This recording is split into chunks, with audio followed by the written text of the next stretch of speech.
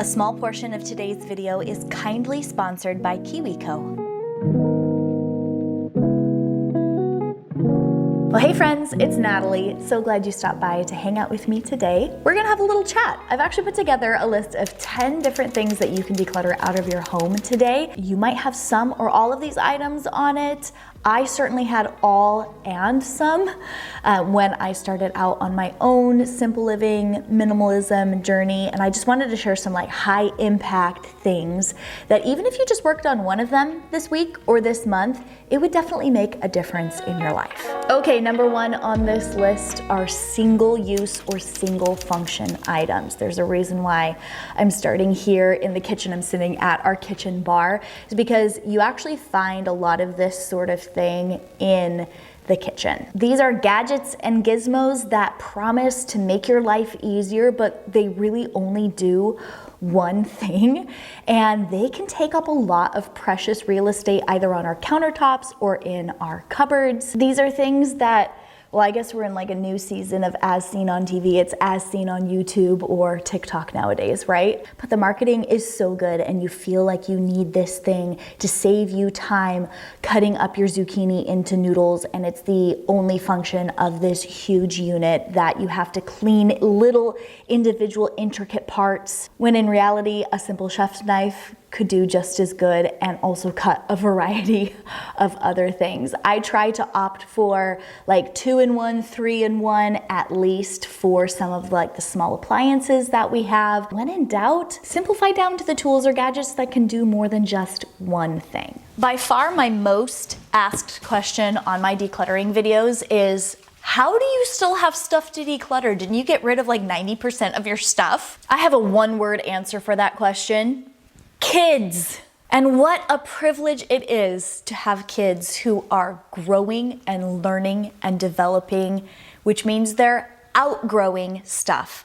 Kids' stuff, their clothing, their toys, and all the stuff that comes with having kids, for me, in our home, is considered consumables. More on consumables a little bit later on, but right now, something that I guarantee you could declutter today is outgrown or broken toys, ripped up jeans, shirts that are now a crop length but like not in a fashionable good way. I'm the sort of mom who cuts off my kids' holy jeans or high waters to make them into shorts for the summertime. We try to make the best use of the stuff that we have. The reality is our kids are going to outgrow what they wear. They're going to outgrow what they play with, the books that they're reading, the games that they're playing. And this category of stuff can be quite easy to actually make decisions about, because if it doesn't fit, it goes. I will say we have actually made sort of a shift over the last several years of pursuing a more simplified lifestyle when it comes to what we're choosing to give our kids for toys and activities and playthings. And it's been a shift that has been a very positive thing in not just the adults in the house lives, but also my kids. They are actually no longer asking for one-off toys that don't have some sort of creative aspect. We nowadays really go for things that they can build, break down, rebuild, and we've been doing that since they were quite little. So the stuff that they're asking for nowadays are creative, artistic, building sort of open-ended toys that they really enjoy. And KiwiCo has been something that has grown with my kids ever since they were really little. I actually started working with KiwiCo when my boys were about 3 years old. Haley was just a baby, and we have loved them ever since.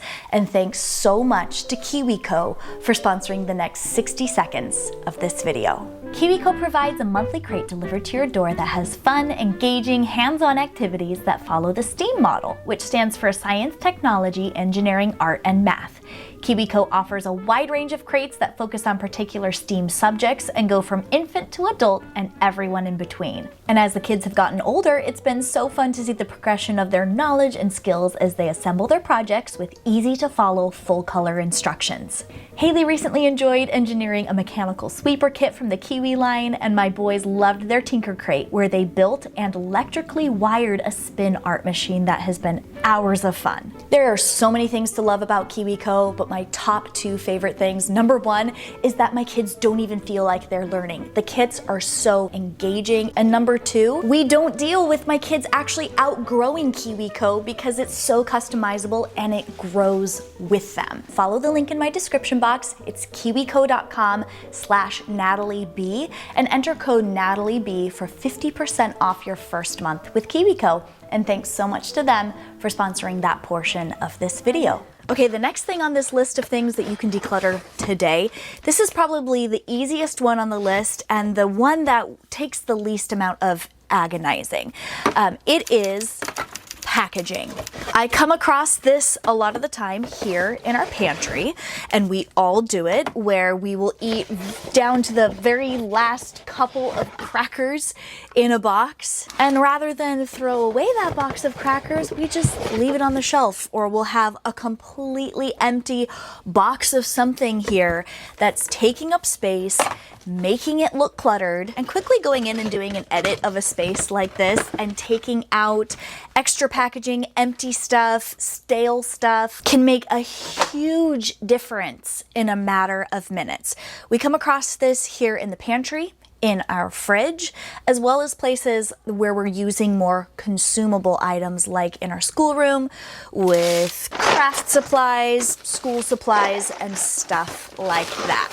I, as you can see, do not have the neatest or most Pinterest-worthy pantry, but you know what? Our system really does work for us. Even with that stray box of crackers with just like 3 or 4 left in the bottom going stale. Consumables is one of those areas, like I was saying before with like kids' toys and stuff, that is actually really easy to declutter. So if there's anything on this list that you can start with, especially if you're someone who tends to agonize over decisions, if you find decision fatigue is something that really happens while you're trying to declutter, or you run into sentimentality, this sort of category, it's basically just getting rid of garbage. I would say for the majority of us, this sort of thing does not take a lot of brain power. It does not take a lot of elbow grease. It's a matter of just going in and finding the stuff that needs to go. And again, one of the reasons why I'm still decluttering after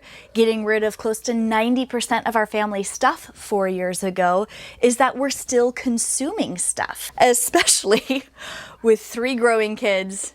Throw a few pets in there and my goodness, it's just this constant cycle, and that's okay. Okay, here's another thing that we often find in our kitchens, although it can show up in other places as well, so keep that in mind. But it's extra unused or little used pieces in a larger set. So for example, a pots and pan set that you registered for your wedding 12 years ago. Personally, I found that I never actually used the smallest pan or the smallest pot in the larger set that I had. So I ended up decluttering those out. And it took me a while to get to the point where I felt like, oh, I can get rid of these things. Just because they came together in a set doesn't mean that they need to stay in my home. Another thing that I actually decluttered from my pots and pans set were extra lids. I only have so many burners on my stove, so I am not needing 8 different lids, which actually had doubled up in several sizes. So I got rid of the doubles for my lids for our pots and pans, and it has simplified my pots and pans cabinet so much. There has not been a point where I have gone, man, I wish I had an extra lid, or I wish I had that random boning knife from the knife set that we got for our wedding. We literally never use them, and they're taking up valuable real estate. Don't be afraid to break up a set and to donate the pieces that you very rarely or never use at all. Okay, next thing to declutter is items that have let us down. I guarantee you, if you thought about it for 10 seconds, you can think of at least one thing in your house sitting there not being used that you bought because you thought it was going to change your life, or moisturize your skin, or make your hair silky smooth, or help you get your life together and be more organized, or put little things into special jars with special labels. And there the label maker sits on your desk collecting dust and not living up to your expectations. Get rid of it. If you're keeping something because you spent money on it, and getting rid of it makes you feel guilty, let me just hit you with a little truth. Keeping that item doesn't put the money back into your bank. I'd love to know in the comments right now, what is that thing that you bought that you thought would be great? Is it a Stanley Cup?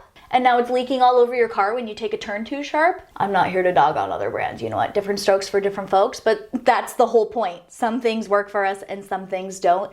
And holding on to something just because you spent money on it doesn't actually make it just magically start working for you, and it doesn't put the money back in your bank that you spent on it in the hopes that it would work. Go a little bit easier on yourself. I feel like our expectation of stuff is too high sometimes, as well as our expectation of ourselves, that somehow we have to make it work, and it's just a really bad fit. And it's not just beauty products, it can be anything in your house, small appliances, gadgets, gizmos like we were talking about in the kitchen, anything that doesn't live up to the hype. Miracle cleaning products, a vacuum, a toy for your kids, an online coaching course that you bought that now you realize it's actually just a pyramid scheme. Don't obligate yourself to hold on to something that is not serving you anymore.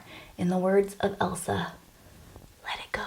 Okay, I've shared a couple of easy ones to get us started here with this list of 10 things. The next one though on this list, admittedly, is a bit more challenging, and this is an area that I have absolutely struggled in the past, and that is the category of paper clutter. But I believe this category to be hugely impactful to get under control, not just for your home and the way it feels when you look around, but also for your mental health. Because if you're anything like me, paper clutter, even if it's just something super whimsical and fun and not really hairy or scary, like, you know, a kid's drawing, that can be stressful because there's decisions to be made about it. Are you feeling sentimental about it? Is this something to keep? Is this a masterpiece? Will your kid throw a fit if you need to throw it away or use it for a fire starter? Or maybe it's a pile of mail that includes some hairy, scary hospital bills, like what I've got coming in after a recent emergency hospital stay and ambulance trip. I've got labs, insurance explanation of benefits, actual bills coming in. Some of them are super small, some of them are super big. Each piece of paper in my home, in my purse, stuck in the door of the van, on my dining room table, wherever it ends up, they represent decisions that need to be made and sometimes money that needs to be paid. And that just keeps that nagging running to-do list in my brain going on an endless loop. I have found a couple of solutions. First of all, let's talk about the hairy, scary ones. A big change, mindset shift that I've made over the last several years is that mail has an extremely short life cycle. The shortest of which is junk mail. Catalogs, ads, flyers, stuff like that. They don't even make it into our house. They go straight to the recycling bin. That is such a short life for that piece of paper. The pieces of paper that absolutely need action, or I've got to pay a bill or something like that, I take care of it immediately.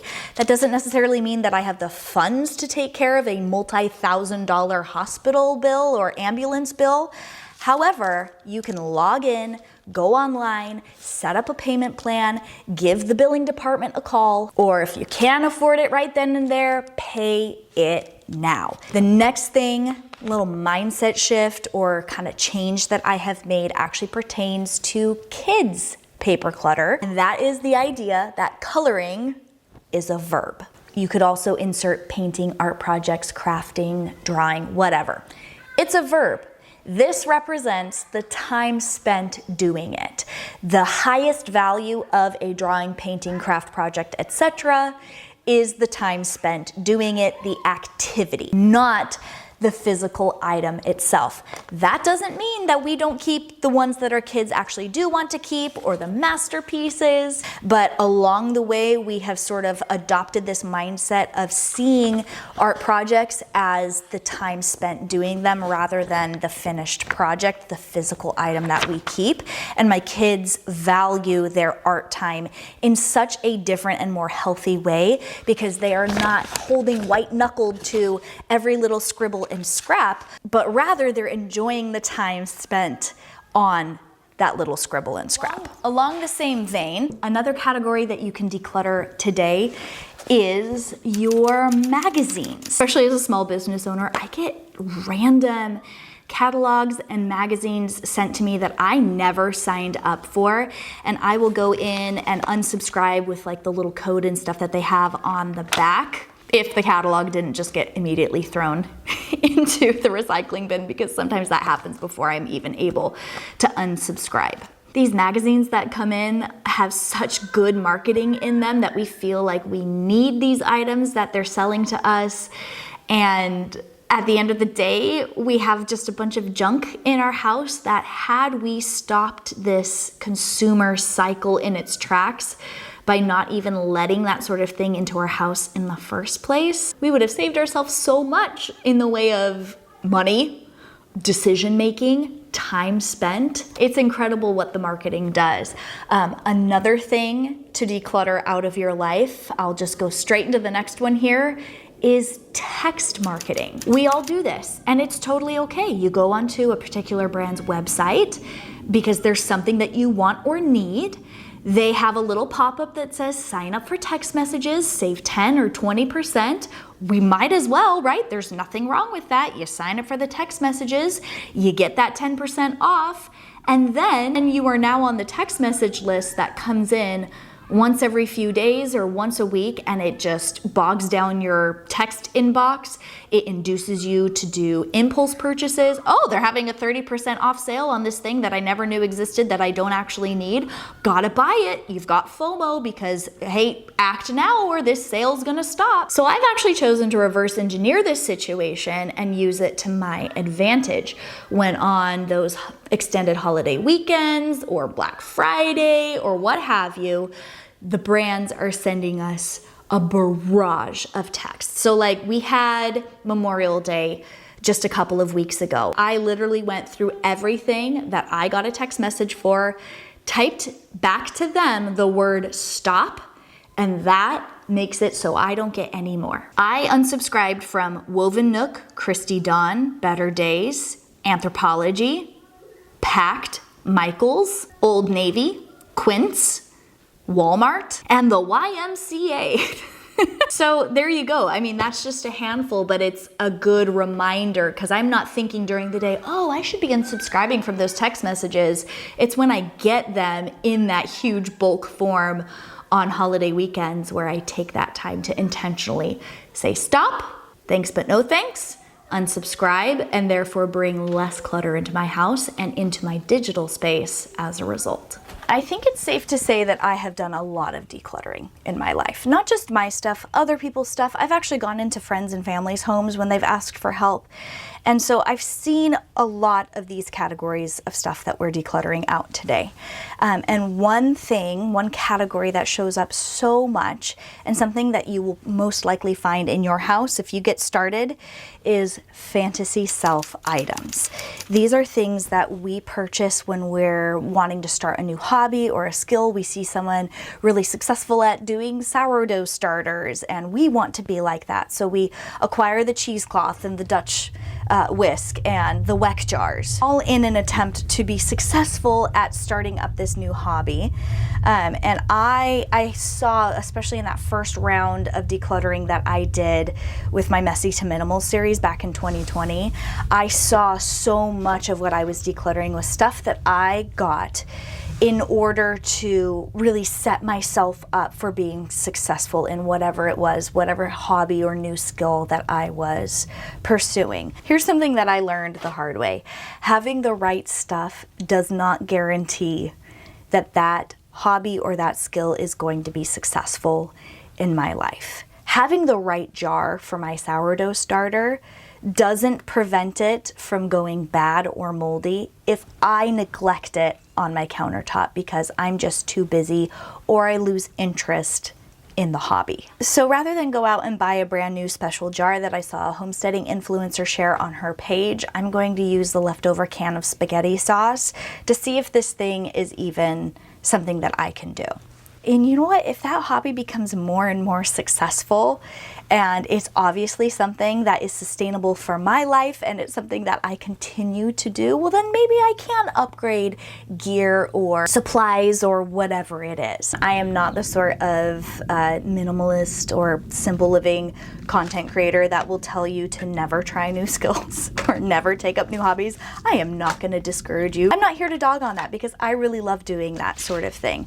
What I am here to encourage you to do is to be realistic about how that hobby or skill or pursuit or whatever it is actually fits into your life right now. I tried the whole gardening thing years and years ago, back when we were in our first house. And literally that first year I had tomatoes rotting on the vine. I could not keep up with it. I had twin baby boys and it wasn't a good fit for my life back then. So the stuff that I purchased back then in order to pursue this hobby or skill ended up just kind of being a waste of money. I don't want to say necessarily a waste because I'm a firm believer that the greatest purpose that our mistakes can serve is to actually teach us lessons along the way. And I have learned so many things over the years, one of which may just encourage you, and that is the fact that fantasy selves sometimes come true. I am living proof of that. Here I am, able to do gardening almost every day, standing in my greenhouse that I've always wanted, but it did take a long time and a lot of hard lessons learned along the way to get to the point where I can step out and say, yeah, that is a realistic pursuit in my life right now, where I'm at with how old my kids are and what my health looks like and what my lifestyle looks like. And honestly, the fact that I'm not constantly dealing with stuff in our house like I used to, with having a more simplified home than what I used to, it has freed up so much time for me to be able to pursue the hobbies and the skills and the things that I really genuinely love, like being out here in my greenhouse. I will leave you with that encouragement as we head into the next thing that you can declutter out of your life. And while we talk about that, I'm gonna go plant some radishes and sunflowers. Okay, at number 10, last but certainly not least, because this one has probably made the biggest impact in my life and then in our home as a result, it is decluttering other people's rules. I spent so much of my life trying to figure out the right way to do things, recovering perfectionist here, that I was losing sight of just getting things done and just making it happen, even if it's not perfect. I've shared this phrase before, done is better than perfect. And it's something that I have to keep reminding myself. And our idea of perfect is often trying to live up to something that we see other people doing, but we don't take into account, like if it's a video on YouTube or TikTok or whatever, we're not taking into account the effort behind the scenes to put together that piece of content and the unspoken stuff between the lines that we just aren't privy to. Another way we sometimes live by other people's rules is when we are insecure or when we don't know what we're doing. So we look for advice, but then the advice that we get is really not applicable to where we are or who our children are or what our lifestyle is like. I shared in a previous video the idea of eating the meat and spitting out the bones in regards to receiving and then executing the advice that we get from some people. And I think that it takes some time as an adult to really sort of explore what type of advice and what type of lifestyle does work for you. I know it took me a long time to have the self-confidence to know that I can make decisions that are good for my family without ever having to explain myself or follow someone else's rules. I felt guilty if I wasn't doing it a certain way, when in reality, the way that I wanted to do it was actually the better way for my family, and it was more peaceful for us. So if you're looking at this list of 10 things that I shared with you in this video and something really does not resonate with you, or you just flat out disagree with one of these things, or it just doesn't fit into your life and where you find yourself right now, that's okay. If you have a huge stack of magazines on your coffee table and they are such a joy to you, keep those magazines, girl. That's totally fine. You do not have to live by someone else's set of rules. These are just suggestions, not rules, but I just want to take that pressure off of you, especially if you're someone who's interested in minimalism content, simple living content, whatever you want to call it. You're probably on a streak of watching videos like this where you're just gaining knowledge and advice and inspiration. I just want to give you the permission that you don't have to follow all of the advice and the inspiration. You don't have to do things the way you see Natalie Bennett or Dawn Madsen or Dana K. White doing things. And those ladies that I just mentioned, they would agree with me. We're all on our own journeys and we have to navigate it for ourselves, and holding ourselves to someone else's set of rules is so not constructive. You will burn yourself out. Talk about a way to just not get the ball rolling. If you're trying to follow someone else's rules, you're gonna get stuck. And I don't want that for you. So I hope you enjoyed today's video. It was nice to be able to sit down and just share with you some of the stuff that I've learned over the last several years of pursuing a more simple life. And these things really have made a huge impact as we have worked to declutter them out of our home or out of our lives, out of our mindset. And I hope this video was an encouragement to you. If you're looking for some more encouragement or some gentle motivation and you'd like to do some decluttering along with me, I highly suggest checking out my Messy to Minimal playlist. I often do little decluttering sessions throughout my day in the life videos as well. If you haven't subscribed yet, I would love it so much if you would do so. Thanks again to KiwiCo for sponsoring a little portion of this video and helping provide some great STEAM toys that grow with our kids. Again, if you want to check them out, there is a link in my description box. You can use my code to get 50% off. I actually don't make a commission off of that code. It's just there for you guys to check out and to save a little bit if you're interested. No pressure at all. Thanks so much for spending a little part of your day here with me on my channel, and I'll catch you later.